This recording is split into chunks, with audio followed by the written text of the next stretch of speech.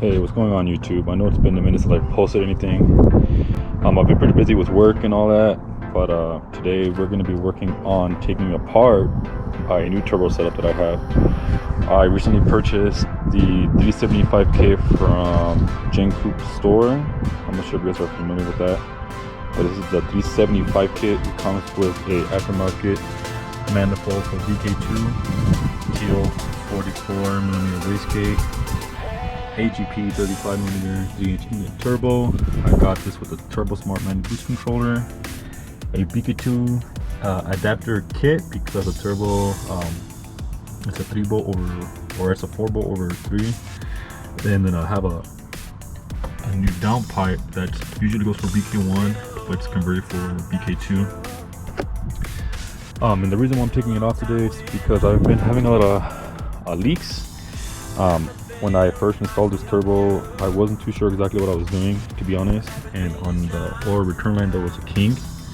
And as you can see here, there's oil on the inlet of the turbo that's not obviously supposed to be there. And there's also oil down here by the motor mount on the back of this housing on the hot side. So I gotta take it apart to determine whether the turbo is blown or not. But either way, I already bought the rebuild kit from AGP online and had that 2-day shipped. So I'm gonna be basically taking it apart. Just like any turbo kit, first obviously disconnect the battery with anything. I'm going to be taking the high pressure boost clamp off out of this elbow that they provided. I'm gonna take this off, and then I'm gonna disconnect the wastegate and disconnect the boost controller from the turbocharger. All right. And then the idea is, for me, I'm just gonna pop off these O2 sensors here, disconnect the O2 housing from the back of the turbo itself, I'll mount the manifold completely, and try to pop it off in one singular unit, so I'm not trying to hassle. Of course, make sure that if you're gonna swap an aftermarket turbo or pull a turbo out, make sure that you know what you're doing, because honestly, these kits don't come with instructions. I had to connect coolant lines, had to get a new stainless steel braided line for the turbo, and an oil return. Had to, like, literally, it's been a real big pain in the ass. So let me get started, and I'll catch up with you guys here in a bit. Alright guys, so I've already took the elbow out of the turbo to the indicator pipe. As you can see here, there's oil, and that is definitely not a good sign. Already took off the oil feed and disconnected the bolts for the oil return, and then the one for the coolant that normally comes factory, it gets rerouted, so it's no longer attached to the turbo. The wastegate has been disconnected from the boost controller, so right now I'm going to disconnect the wastegate off the manifold so it gives me a little bit more room, and then I'm going to be coming back here to take the O2 sensors out and work on getting this off.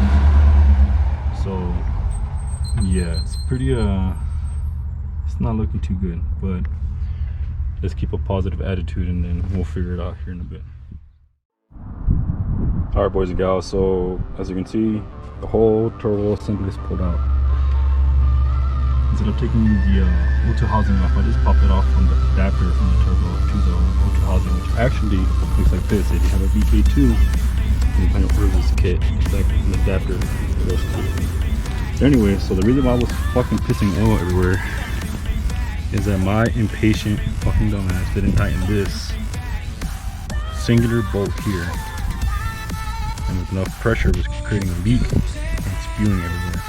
I don't know if this is common as far as like oil leaking from the rotating band, I guess, or the fucking bolt band or whatever, but the fact of the matter is that it leaked, right? I was expecting it to leak from the oil return line, but it didn't. As a result, oil needs somewhere to go, and it came out the inlet. As you can see, it's like on the manifold. But on the turbo, there's no shaft play or anything. The turbo's pretty new. It literally has less than like 20 miles on it. 10 miles on it, tops.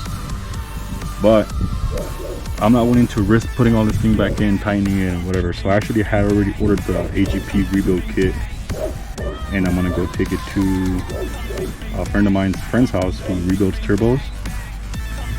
And something that I want to point to you guys as well. So on this particular 375 kit, I don't know if it's all the same, right? But this oil return line fitting sits like this, right? This thing is way too long. Now the reason why I say that is because it was a real pain in the ass to make it fit with this much sticking out, and it was also creating a kink, which also played a big part in this, right?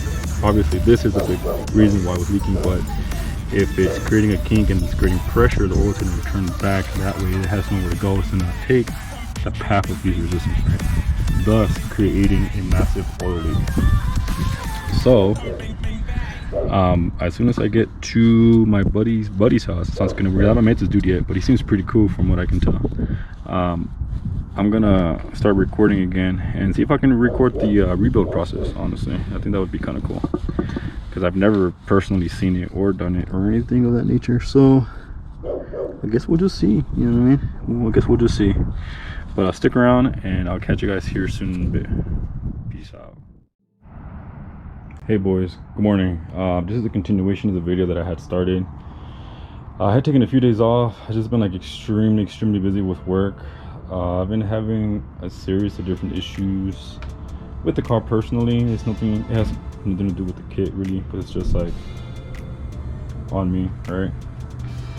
As far as like installation and not really knowing what I'm doing or whatever. So this is part of the struggle in which I'm going through right now.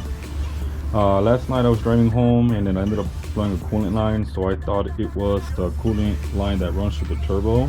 When you initially install this turbo, you connect the coolant line that runs to the turbo to the one that runs to the block, and this particular kit is cooled only by oil, so you don't need a coolant line, so you actually connect it together to one singular piece. I'm gonna move out of the way. I was kind of looking for leaks. You can see that the coolant kind of exploded everywhere, and that was actually due to the power steering bracket. There is a piece here that has an inlet for coolant line, a fitting, which is still stuck in the line, which I have to grab. My bracket actually broke, and I'm wearing one from Hyundai, so pretty much had to get it rigged. And so when it got welded back together, it was making the belt squeak because it wasn't flush due to the welds and filing down right now. All this stuff, right? So I had to put the belt off, and then I had to pull the power steering pump off, right?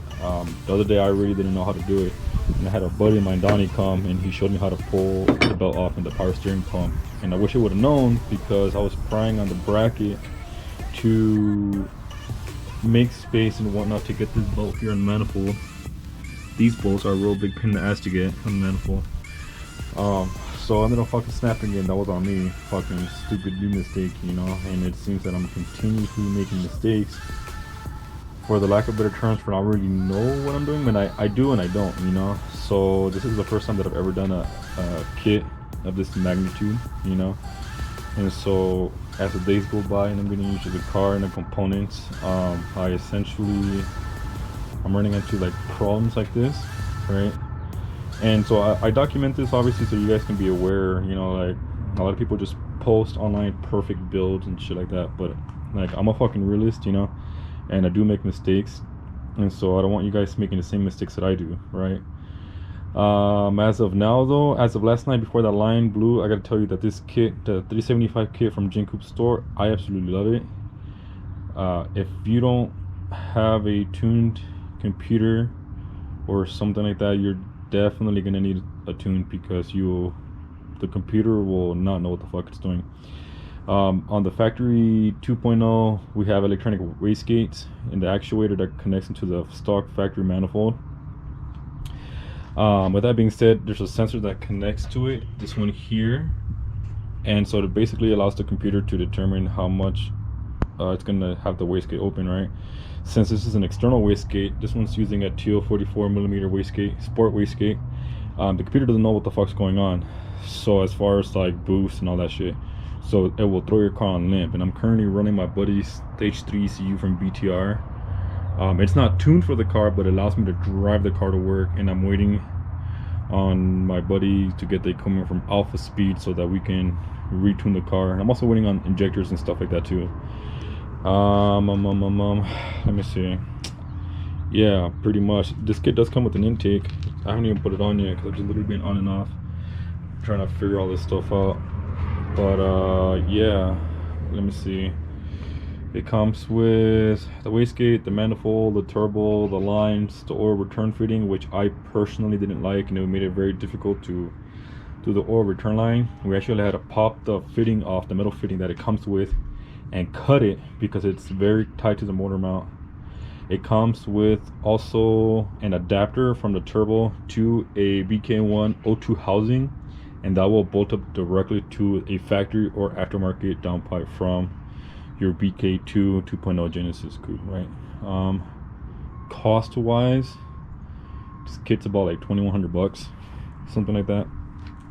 But I've honestly tack on a little more. I've been you know, buying lines and shit because I've just been fucking ruining everything, and you can see there's like coolant and crap everywhere from just me just making a fucking mess. But yeah, let me finish grinding this stuff down, and as I go put this on, I will record that so you guys can see what I'm doing. All right, I'll be back. All right, so as previously seen, the power steering pump was off. Like I mentioned, the power steering pump that I currently have right now was welded together because I broke it and completely it. But let me show you how it mounts. So we got these two bolts here and two more directly underneath, right? These are shorter and the ones underneath are longer. If you mix them up, like, it's not gonna really mount, right? So right here where it mounts, you gotta pull it through the pulley, and there's another mounting point in the bottom that actually runs to this one here. I don't know if you can see it or not, but it runs throughout the length of the bracket like that. I had to file it down because it wasn't getting flush, and so right now I'm about to mount all this wiring harness shit with the fucking little mini bracket with the two pins, and then I'm gonna throw the belt on. So I'm gonna catch up with you guys here in a bit once I throw the belt, because quite frankly I kind of can't do it and record at the same time. Bet. See you guys in a bit. Alright boys, so I just finished throwing on the belt. I am currently bleeding the coolant system since I do a coolant line, and so I just did a coolant bleed it so I have air pockets in the system. But if you're gonna throw the belt on by yourself, I managed to do this right now for the first time alone, so I'm not having help. Everyone's like working and stuff, and it was not super hard per se, but you definitely want to make sure you put the belt in the right spot. I'm sure Hyundai has the serpentine belt layout or diagram, but I'm just gonna briefly show you what it looks like, just in case you guys watch this video. So we got power steering pump. This is the tension pulley. Can't really see it because it's kind of dark. This is the one where you throw into the side socket. It is, of course I'm not gonna find it right now when I'm literally trying to show you guys what I've been using. God, stupid. Well, okay. Well, anyways, I forgot what fucking size socket it is, but you can figure it out on your own. It's not that big of a socket, so you will yank on this that way and it will loosen it up, the alternator and all this other shit, crank pulley and all that. So right now that I'm done bleeding, I'm gonna run it again, see what happens, and hopefully the car doesn't blow up on me. So yeah, catch you guys in a bit.